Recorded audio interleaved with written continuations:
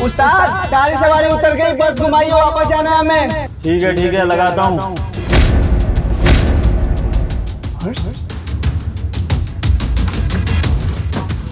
Purse किसका छूट गया? इतने सारे पैसे उस्ताद। क्या हो गया? अब कुछ नहीं उस्ताद। अब वो मैं कह रहा था आप सही जगह पर मोड़े हैं। ठीक है।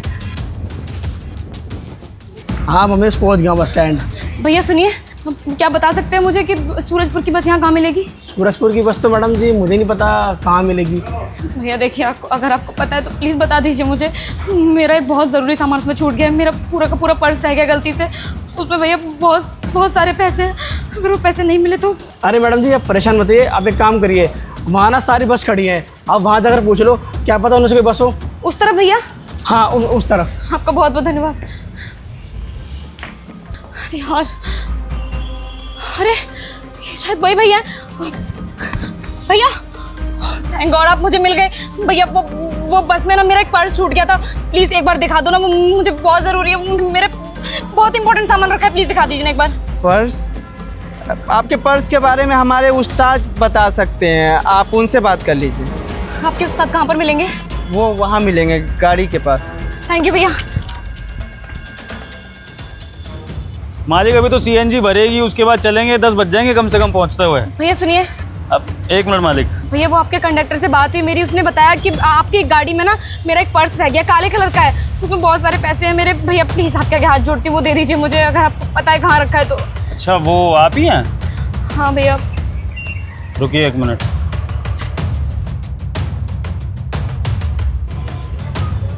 यही है दीदी आपका वो पर्स जो बस में रह गया था हमारी? हाँ यही पर्स है मेरा।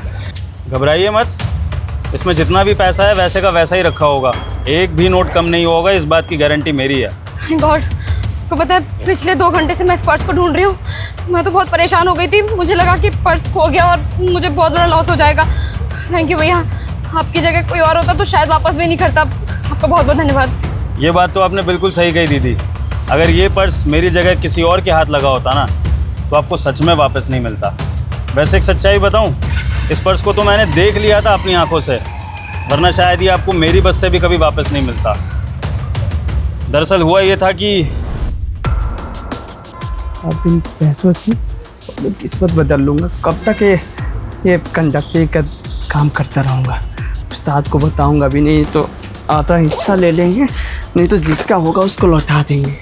एक काम करता हूँ, अपने बैग में छुपा देता हूँ, सारा गांव में भेज दूँगा। किस्मत ही बदल दिए। ओ कंडक्टर बाबू, कहाँ?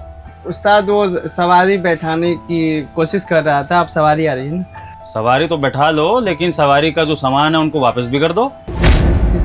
वो क्या बोले जा रहे हैं, कुछ समझ में नहीं आ रहा है। ये जो बैग में पर्स छुपाए हो तुम, देख लिया है मैंने, जरा इसको बाहर निकाल के दिखा भी दो, क्या है इसमें?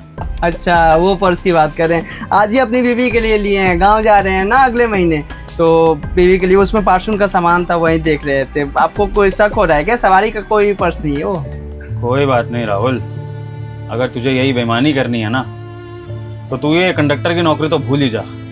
मैं बात कर लूँगा मालिक साहब से, वही तरह हिसाब किताब करेंगे, क्योंकि मेरी ज़बान पर उनको पूरा भरोसा है। इस बस में आज तक किसी यात्री का सामान नहीं रहा, लेकिन अगर आज तू ये चोरी कर रहा है ना तो मैं ये तुझे चोरी करने दूंगा, रोकूंगा नहीं, लेकिन इसका अंजाम तू भुगतेगा।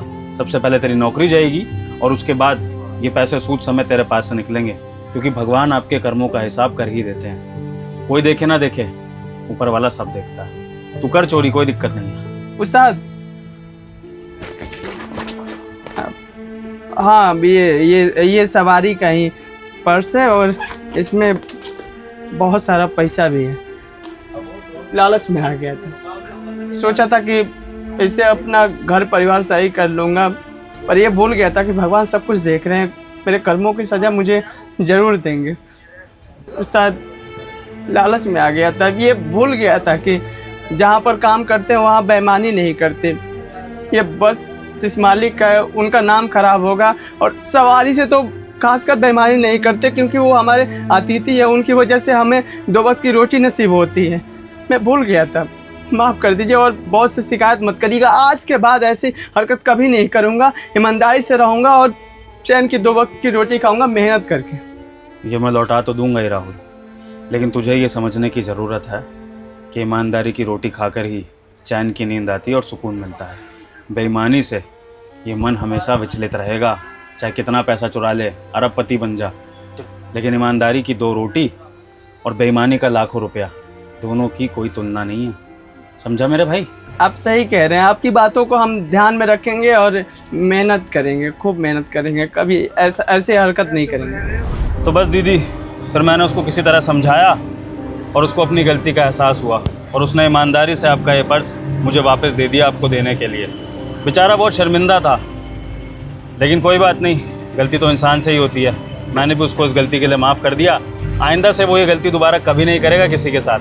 पर दीदी, आपका जो ये पर्स मिलने में आपको देरी हो गई ना, इसके लिए मैं आपसे तहे दिल से माफ़ी मांगता हूँ। इतनी देर आपको लगनी नहीं चाहिए थी, ये पर्स आपको बहुत पहले मिल जाना चाहिए था।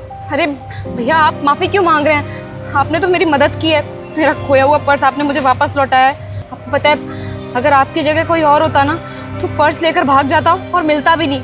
आपने तो वापस किया, ऊपर से मुझसे माफ़ी भी मांग रहे हैं। आप जैसे लोग भैया दुनिया में बहुत कम देखने को मिलते हैं। मैं आपकी बहुत शुक्रगुजार हूँ भैया। दीदी, वैसे तो मैंने कोई महान काम किया नहीं है, मैंने तो अपना फ़र्ज़ निभाया इंसानियत का। भाई, किसी की चीज़ खो गई थी, मैंने उसको लौटा दिया। अगर मेरी चीज़ खो जाती तो मैं भी यही सोचता कि कोई मुझे वापस वैसे के वैसे ही लौटा दे।